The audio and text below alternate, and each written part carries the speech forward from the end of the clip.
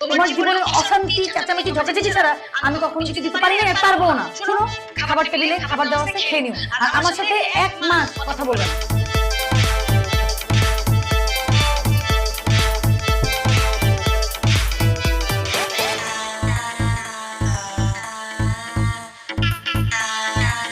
ওইভাবে হা করে তাকিয়ে থাকা ছাড়া আমার কিছু করার থাকে না। কখন কি কাছে তো যাওয়া যায় না, আর কাছে যাওয়ার চেষ্টা করলে হয়তো বিরক্ত, নয়তো তার অজুহাত, আর নয়তো হামতাম শুরু।